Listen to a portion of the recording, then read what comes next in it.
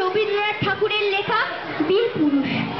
মনে করো যেন বিদেশ ঘুরে মাকে নিয়ে যাচ্ছি অনেক দূরে।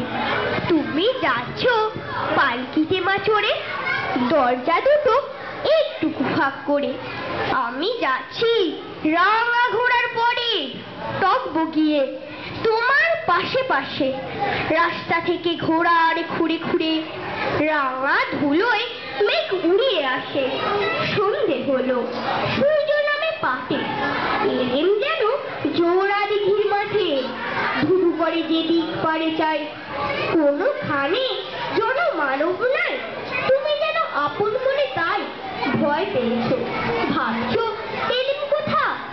আমি বলছি ভয় করো না মাগো, ওই দেখা যায় মরা নদীর সোতা। চোর কাটাতে মাঠ রয়েছে ঢেকে, মাঝখানেতে পথ গিয়েছে বেঁকে। গরু বাছুর নাইকো কোনো খানে, সন্ধে হতে গেছে গায়ের পানে। আমরা কোথায় যাচ্ছি কে তা জানে, অন্ধকারে দেখা যায় না ভালো। তুমি যেন বললে আমায় ডেকে, দিঘির ধারে ওই যে কিসের আলো। এমন সময় ওই যে কার আসতেছে ডাকছে রে। তুমি ভয়ে পালকিতে এক কোণে, ঠাকুর দেবতা স্মরণ করছো মনে। বেয়ারাগুলো পাশের কাটা বনে, পালকি ছেড়ে কাঁপছে থর থর।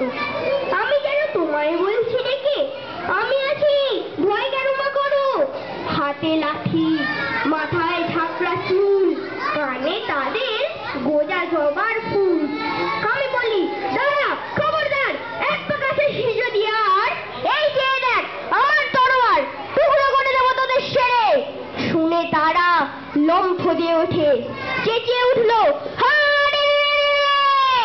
তুমি বললে যাস রেখো কাউরে, আমি বলি দেখোই না চুপ করে। ছুটিয়ে ঘোড়া গেলেন